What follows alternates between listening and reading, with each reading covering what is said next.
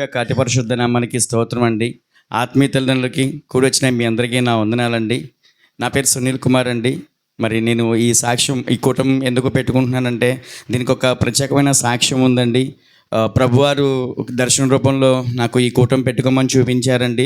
అది అది ఏ విధంగా వచ్చింది అని అంటే, ఒకరోజు ఇదే ఇంటికి అమ్మగారు అలాగే సలోమి గారు అదేవిధంగా ఇంకొంతమంది స్త్రీలు ఒక ఈవినింగ్ టైం ఇక్కడికి ఇంటికి వచ్చారంటండి. అనుకోకుండా వచ్చినప్పుడు అమ్మగారండి రండి లోపలికి అని చెప్పి నేను ఆహ్వానించినప్పుడు, అమ్మగారిని మీరు ఒక్కరే వచ్చారు, అయ్యగారు రాలేదండి, అయ్యగారు లేకుండా మీరు రారు కదమ్మా అని నేను అడిగినప్పుడు, అయ్యా అదేం లేదు, నువ్వేమీ కంగారు పడొద్దు, నీ పనులు నువ్వు చేసుకుంటూ ఉండు, మాకు ఇక్కడ కొంచెం కార్యక్రమం ఉంది, మా కార్యక్రమం మేము చేసుకుంటాం, నీ పని నువ్వు చేసుకోయా అని చెప్పారండి. ఆ ప్రకారం ఇంకా మేము సాగుతున్నప్పుడు ఎర్లీ మార్నింగ్ అయిపోయిందండి.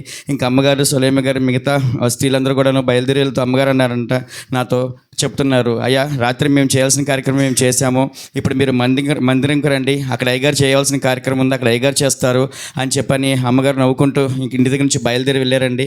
ఆ ప్రకారం నేను నా కుటుంబం అంటే నా భార్య పిల్లలు మందిరం దగ్గరికి వెళ్ళినప్పుడు మందిరంలో అయ్యగారు కూటమి పెట్టారంటండి. కూటమి పెట్టి అదేవిధంగా మందిరం ఎదురుగా ఒక చిన్న డెకరేషన్ లాగా చేసి బాబును పంపించిన అక్కడ ఆడుకో బాబు అని చెప్పని అయ్యగారు అక్కడ కూటమి పెట్టి మమ్మల్ని ఎంతో సంతోషపరిచారండి. ఈ విధంగా ప్రభువారు ఒక మంచి దర్శనం చూపించారు. ఆ దర్శనం నేను అయ్యగారికి చెప్పినప్పుడు అయ్యగారు చెప్పారండి, బాబు పుట్టినరోజుకి కూటమి పెట్టుకోయా అని చెప్పి అన్నారండి. ఇది 3-4 months అవుతుందండి ఈ దర్శనం వచ్చి. సో ఇంకా అదేవిధంగానండి నేను కూటమి పెట్టుకోవడానికి తండ్రి గారి దగ్గర నేను డేట్ తీసుకున్నానండి. అది యాక్చువల్గా March 16th జరగాల్సిన కూటమి అండి. అది సండే రావడం వల్ల అనుకోకుండా డేట్ పోస్ట్ పోన్ అయ్యి నాకు ప్రభువారు ఈరోజు ఇచ్చారండి. అయ్యగారు ఎంతో ప్రేమతో ఈ రోజు నాకు కేటాయించారండి. ఈ విధంగా ఈ కూటమి పెట్టుకోవడానికి గల ముఖ్యమైన కారణం అండి. అదేవిధంగా నా బిడ్డ విషయం కూడానండి, ఈ చిన్న బాబు అండి, ఈయన రోహిత్ అండి. సో ఈయన పుట్టినప్పుడు 6 monthsకే ఈయన పాలు తాగడం ఆపేశాడండి. ఎందుకంటే ఆ టైంకి నా వైఫ్కి డెంగ్యూ ఫీవర్ వచ్చి తను హాస్పిటల్ అడ్మిట్ అయి ఉందండి, కోమా స్టేజ్లో ఉంది. సో ఆ టైంలో ఈయనకి తాగడానికి పాలు కూడా లేవండి. అటు హాస్పిటల్కి వెళ్ళి ఆమెను చూసుకుంటూ ఇటు ఇంటికి వచ్చి ఈయనకి డబ్బా పాలు పెట్టిస్తూ ఎంతో ఇబ్బంది పడేవాడండి. ఆ టైంలో అప్పుడు కూడా ఎంతో ప్రార్థన చేసుకునేవాడండి, బిడ్డకి కాపుదలు ఇవ్వమని చెప్పని. తర్వాత తను డిశ్చార్జ్ అయిపోయి వచ్చిన తర్వాత కూడాను ఈయన ఆ పోత పాలు పడక ఎంతో ఇబ్బంది పడేవాడండి.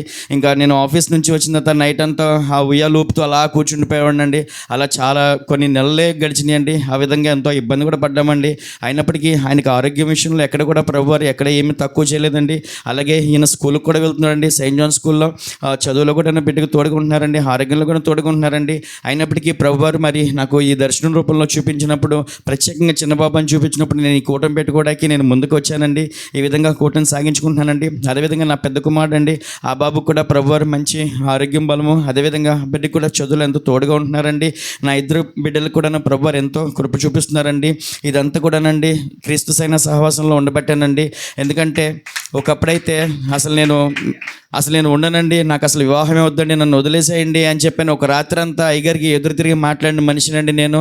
కానీ అలా కాకుండా నా మాట విన్నయ్యా అని చెప్పని వారు ఎంతో ఓర్పుతో నాకు ఎన్నో మంచి మాటలు ఎక్స్ప్లెయిన్ చేస్తూ, నిజంగానండి నేను నిలబడి ఉన్నానంటే ఇది నాది ఏమాత్రము నా జ్ఞానము నా వివేకం కాదండి, కేవలం ఆత్మీయ తల్లిదండ్రులు వారు చేసిన కన్నీటి ప్రార్థన అండి, వారు చేసిన ఉపవాసాలండి.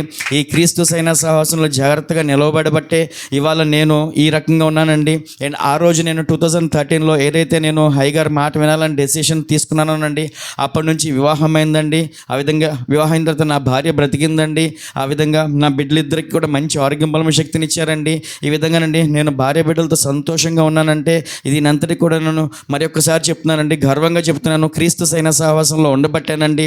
అయ్యగారు అమ్మగారు చెప్పిన మాట వింటూ వారి మాట ప్రకారం నడుచుకోబట్టానండి. లేకపోతే అసలు ఈ లైఫ్ నాకు ఉండేది కాదండి. ఎందుకంటే చాలా మొండిగా ఉండేవాడిని, అసలు ఎవరు ఏం చెప్పినా కానీ వినేవాడిని కాదండి. అంటే ఒక మొత్తం నాకు తెలిసి మీరేంటి నాకు చెప్పేదనే ఒక స్ట్రాటజీతో మాట్లాడేవాడిని అండి. అటువంటిది ఆ పరిస్థితి నుంచి నాదేమీ లేదు, నా జ్ఞానం అంటూ ఏం లేదు, నా వివేకం అంటూ ఏం లేదు, కేవలం తండ్రి గారు తల్లి గారు చెప్పిన మాట వింటే బాగుపడతాను అని ఏదైతే నేను డెసిషన్ తీసుకున్నానో ఆ డెసిషన్ ప్రకారమే అండి. ఆ రోజు నుంచి ఇంకా నేను నా ఫ్యామిలీ మెంబర్స్తో నా ఫ్రెండ్స్తో కూడా ఏం డిస్కస్ చేయనండి. ఏ చిన్న విషయం ఉన్నా కానీ తండ్రి గారి దగ్గరికి వచ్చి తల్లి గారి దగ్గరికి వచ్చి వచ్చి ఒక 2 మాటలు చెప్తే చాలండి, వారు నాకు ఆ సొల్యూషన్ ఇచ్చేస్తారండి. ఆ సొల్యూషన్ ఇచ్చిన ప్రకారం నా లైఫ్ కూడా ఎంతో హ్యాపీగా సాగుతుందండి. ఎందుకంటే 10 ఇయర్స్ బ్యాక్ వివాహం లేదండి, 10 ఇయర్స్ బ్యాక్ సరైన ఉద్యోగం లేదండి, అదే 10 ఇయర్స్ బ్యాక్ సరైన రెస్పెక్ట్ లేదండి నాకైతే. కానీ ఇప్పుడైతే కనుక వివాహం ఉందండి, బిడ్డలు ఉన్నారు, ఉద్యోగం ఉంది, సొసైటీలో విలువ ఉంది, ఈ విధంగా సంతోషంగా ఫ్యామిలీతో ఉన్నానంటే మరి ఒక్కసారి చెప్తున్నానండి, అది అంతా కూడాను క్రీస్తు సైన సహవాసంలో ఉండబట్టానండి. అయ్యగారు అమ్మగారు చెప్పిన మాట ప్రకారం నడుచుకోబట్టానండి. అదేవిధంగానండి నా ఉద్యోగం విషయం కూడానండి, అయ్యగారు అమ్మగారు చేసిన ప్రార్థన వల్ల ప్రభువారు ఎంతో కృపతో నాకు బ్యాంకులో జాబ్ ఇచ్చారండి.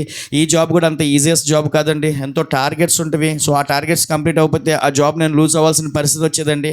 అటువంటి పరిస్థితిలో ఈ విషయం కూడా నేను తండ్రి గారికి తల్లి గారికి చెప్పినప్పుడు వారు చెప్పిన మొక్కుబడులే కానివ్వండి, వారు చెప్పినట్లు ప్రార్థన చేసుకోవడమే కానివ్వండి, వారు చెప్పిన మాట వినడం వల్లే కానివ్వండి, నా ఉద్యోగంలో కూడా నేను ఎంతో సక్సెస్ రేట్లో వెళ్తూ వచ్చానండి. ఈ సంవత్సరం అండి, అంటే నాకు ఈ 23-24 ఫైనాన్షియల్ ఇయర్ అండి. సో ఈ మార్చి వరకు కూడా ప్రభువారు ఎంతో కృప చూపిస్తూ నన్ను చీఫ్ మేనేజర్ పొజిషన్లో ఉంచారండి. టార్గెట్స్ కూడా ఎప్పటికప్పుడు కంప్లీట్ చేసుకోవడానికి నాకు ప్రభువారు కృప చూపిస్తున్నారండి. ఈ విధంగా అండి నా పర్సనల్ లైఫే కానివ్వండి, నా ప్రొఫెషనల్ లైఫే కానివ్వండి, అన్ని విషయాల్లో కూడానండి నిజంగా ఆత్మీయ తల్లిదండ్రులు లేకపోతే నేను లేనండి. వారు చెప్పిన మాట ప్రకారం నడుచుకోబట్టే ఈ విధంగా చాలా సంతోషంగా ఉన్నానని చెప్తున్నానండి. ఇదే నా సాక్ష్యం అండి. నా గురించి, నా భార్య బిడ్డల గురించి, అదేవిధంగా మన క్రీస్తు సైన సహవాసం కోసం ప్రార్థన చేస్తారని మీ అందరినీ వేడుకుంటున్నాను. మీ అందరికీ నా వందనాలు.